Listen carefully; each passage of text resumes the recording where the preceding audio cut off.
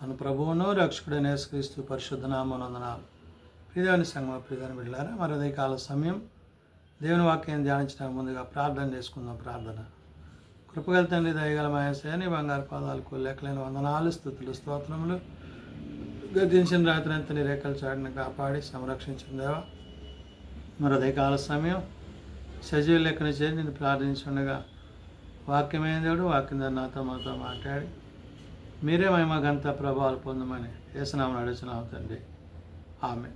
ప్రియదేవుని సంగమ ప్రియదేవుని బిడ్డలారా, ఎడదెబ్బకి ఏర్పాటు చేయ దేవుని వాక్య భాగము ఆదికాండము 37వ అధ్యాయము 23 నుంచి 28 వచనాలు ధ్యానం చేసుకుందాము. ఆదికాండము 37వ అధ్యాయము 23 నుంచి 28 వచనములు ఈ విధంగా రాయబడినవి. యోసేపు తన సహోదరుల యొద్దకు వచ్చినప్పుడు వారు యోసేపు అంగీని అతడు తొడుగుకొని ఉండిన ఆ విచిత్రమైన నిలువుటంగీని తీసివేసిరి. అతని పట్టుకొని ఆ గుంటలో పడద్రోసిరి. ఆ గుంట వట్టిది, అందులో నీళ్లు లేవు. ప్రియదేవుని సంగమా, ప్రియదేవుని బిడ్డలారా, యోసేపు యొక్క సహోదరులు యోసేపు మీద ప్రేమ లేని వారై, మరి యోసేపు ప్రతి విషయాన్ని తన తండ్రికి చెప్పడం ద్వారా యోసేపు మీద అసూయపడిన వారై ఉన్నారు. ఈ అసహ్యత అసూయకు దారితీసి వారు యోసేపును చంపాలి అన్న తలంపు కలిగి ఉన్నారు. అయితే ఆ సమయమందు మరి యోసేపు యొక్క స్థితిగతులను గురించి, యోసేపును గురించి ప్రేమ కలిగిన వాడైన రూబేను అతని చంపుటకు అంగీకరించక అతనిని ఆ గుంటలో పడవేయుడని చెప్పాడు. అయితే ఇక్కడ రూబేను తన రక్త సంబంధి, తనతోటి వాడు సహోదరుడు కాబట్టి అతడు చావు ఇష్టం లేదు కాబట్టి రూబేను ఆ రీతిగా చేశాడు. అందుకనే 22లో అంటాడు, ఎట్లనగా రూబేను అతని తండ్రికి అతన్ని అప్పగించుటకై వారి చేతులలో పడకుండా అతని విడిపింపదలచి అన్నాడు. అంటే ఇక్కడ యోసేపును రూబేను విడిపించి తన అన్నల చేతుల నుంచి అతన్ని తప్పించి ఏదో రకంగా తన తండ్రి దగ్గరికి పంపించాలనుకున్నాడు. ఆ ఉద్దేశంతో రూబేను ఏం చేశాడు? ఎట్లనగా రూబేను అతని తండ్రికి అతని అప్పగింపుటకై వాని చేతులలో పడకుండా అతని విడిపింపదలచి రక్తము చిందింపకుండా అతనికి హాని ఏమీ చేయక అడవిలోనున్న ఈ గుంటలో అతని పడద్రోయుడని వారితో చెప్పాను.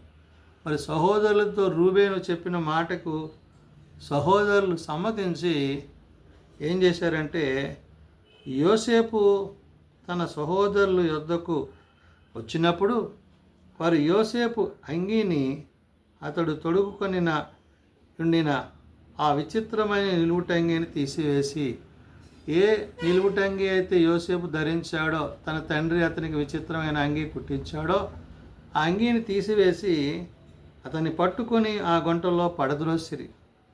ఆ గుంట వట్టిది, అందులో నీళ్లు లేవు. ఎప్పుడైతే తన సహోదరులు, యోసేపు యొక్క సహోదరులు ఈ విధంగా యోసేపును తన వస్త్రాలు తీసేసి ఆ గుంటలో పడవేశారో, అయితే ఆ గుంటలో నీళ్లు లేకపోవడం వల్ల ప్రమాదం ఏమీ లేక అతడు క్షేమంగానే ఉన్నాడు. వారు భోజనము చేయ కూర్చుండి కనులెత్తి చూడగా ఐగుప్తునకు తీసుకొని పోవుటకు గుగ్గిలము, మస్తకియు, బోళమును మోయుచున్న ఒంటెలతో ఇష్మాయేలీలైన మార్గస్థులు గిలాదు నుండి వచ్చుచుండిరి. ఎప్పుడైతే యాకోబుని మరి బిడ్డలుగా ఉన్న వీరు మరి తన తండ్రి యొద్దకు చేరకుండా మరి సహోదరుని చంపాలని తలంచారో, అప్పుడు రూబేను అడ్డుపడి ఏదో విధంగా అతను బతికించి తండ్రి దగ్గరికి పంపించాలనుకున్నాడు. అయితే ఇక్కడ యోసేపుని గురించి మరలా సహోదరులకు ఒక ఆలోచన కలిగింది. ఏంటి? ఎప్పుడైతే యోసేపుని గుంటలో పడేశారో ఆ తర్వాత వాళ్ళు ఏం చేశారంట, వారు భోజనము చేయ కూర్చుండి కన్నులెత్తి చూడగా ఐగుప్తునకు తీసుకొని పోబడుటకు అన్నాడు. అంటే మరి సహోదరులందరూ కలిసి భోజనం చేస్తున్నప్పుడు అతను గుంటలో పడేసిన తర్వాత ఐగుప్తుకు తీసుకోపోతున్న మరి గుగ్గిలములు మస్తకియు బోళమును మోయిచు ఉన్న ఒంటెలతో ఇష్మాయిలీలైన వారు మార్గస్థులుగా గిలాదు నుండి వచ్చుచుండిరి. ఈ గిలాదు నుండి ఈ యొక్క ఇష్మాయిలీలు అటుగా ప్రయాణమవుతున్నది వీళ్ళు గమనించి మరి వీళ్ళకి ఇంకొక ఆలోచన కలిగింది. ఎలాగా? అప్పుడు యూదా మనము మన సహోదరుని చంపి వాని మరణమును దాచిపెట్టినందున వలన ఏమి ప్రయోజనము అంటున్నారు. అంటే వారిలో ఏదో రకంగా అతను చంపాలని, అతను నాశనం చేయాలన్న ఆలోచనలు సహోదరులు కలిగి ఉన్నారు. అయితే ఈ ఇష్మాయిలీలకు వానిని అమ్మి వేయుదము రండి, వాడు మన సహోదరుడు, మన రక్త సంబంధి కదా, వానికి హాని ఏమీయో చేయరాదని తన సహోదరులతో చెప్పాను. అప్పుడు ఈ భోజనం చేసిన తర్వాత వీళ్ళు అనుకున్నది ఏంటంటే,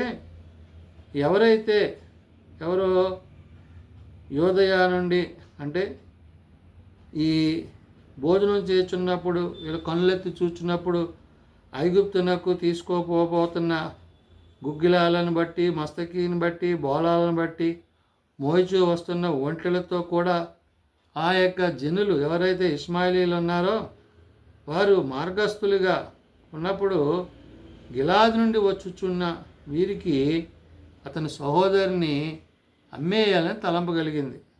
అందుకు అప్పుడు యోధా మనము మన సహోదరుని చంపి వానికి మరణమును దాచిపెట్టినందువలన ఏమి ప్రయోజనము అని చెప్పి ఈ ఇష్మాయిలీలకు వానిని అమ్మివేయదము రండని, వాడు మన సహోదరుడు, మన రక్త సంబంధి కదా, వానికి హాని ఏమీ చేయరాదని తన సహోదరులతో చెప్పాను.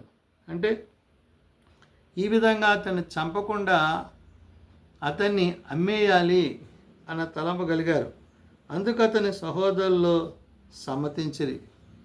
మిథ్యానీయులైన వర్తకులు ఆ మీదిగా వెళ్ళుచుండగా వారు ఆ గుంటలో నుండి యోసేపును పైకి తీసి ఆ ఇష్మాయిలీలకు 20 తులముల వెండికి అతనిని అమ్మివేసిరి. మరి ఈ విధంగా మరి యోసేపు అమ్మివేయబడ్డాడు. అంటే సహోదరులు ఎలాంటి ఆలోచనలు తలంపులు కలిగి ఉన్నారో, వారు తన పట్ల ఎటువంటి ద్వేషాన్ని కలిగి ఉన్నారో ఇవన్నీ మనం వాక్యం ద్వారా చూడగలం. కాబట్టి మిథ్యానీయులైన వర్తకులు ఆ మీదుగా వెలుచుండగా వారు ఆ గుంటలో నుండి యోసేపును పైకి తీసి ఆ ఇష్మాయిలీలకు 20 తులముల వెండికి అతనిని అమ్మివేసిరి. వారు యోసేపును ఐగుప్తునకు తీసుకొని పోయారు. ఈ విధంగా యోసేపు సహోదరుల యొద్ద నుండి, తన కుటుంబం యొద్ద నుండి మరి ఐగుప్తునకు అమ్మివేయబడిన వాడిగా ఈ 20 తులముల వెండికి మరి ఇష్మాయిలీలకు వారిని అమ్మేసినప్పుడు వారు అతను కొనుక్కొని అతను తీసుకుని వెళ్ళిపోయారు. ప్రియమైన బిడ్డలారా, నేడు మనుష్యుల యొక్క ఆలోచనలు, తలంపులు ఎలా ఉన్నాయంటే దేవుని చిత్తాన్ని, దేవుని ఉద్దేశాన్ని గాక తమ స్వనీతిని ఆధారం చేసుకొని మరి సహోదరుడి విషయంలో కూడా లాభం పొందే రీతిగా ఆనాడు వారు ఆలోచన కలిగి ఉన్నారు. కాబట్టి అటువంటి ఆలోచనలు, తలంపులు దేవునికి ఏమాత్రం అంగీకృతం కాదు. అయితే దేవుడు యోసేపు పక్షంగా ఉన్నాడు కాబట్టి అతని యొక్క ప్రాణాన్ని ఆయన కాపాడాడు. అందుకు మరి సహోదరుడైన మరి తనతోటి సహోదరుడైన వాడు తన ఎంతనో సహాయపడిన వాడై ఉన్నాడు. కాబట్టి రూబేను ఈ విషయంలో మరి సహోదరు మీద ప్రేమ కలిగి అతన్ని చంపడానికి ఏమాత్రం అంగీకరించలేదు. కాబట్టి దేవుడు తన ప్రజలను వారి పాపం నుండి రక్షించుటకు అతనిని గొప్ప నాయకునిగా చేయబోతున్నాడు. కాబట్టి నేడు దేవుని చిత్తాన్ని, దేవుని ఉద్దేశాన్ని ఎరిగి నమ్మకంగా ఉండిన యాకోబు యొక్క పరిస్థితిలో సహోదరులు తృణీకరించినప్పటికీ దేవుడు తన పక్షాన నిలిచున్నాడని పరిశుద్ధాత్మ దేవుడు వాక్యం ద్వారా తెలియజేసిన మాటలు ప్రార్థన చేసుకుందాం. ప్రేమ నమ్మకం కలిగిన మా తండ్రి, కృప కలిగిన దేవా, నిజమైన ఆయన, నీ బిడలైన వారిని నువ్వు విడవక ఎడబాయక నువ్వు ప్రేమించి నువ్వు రక్షించువాడవు.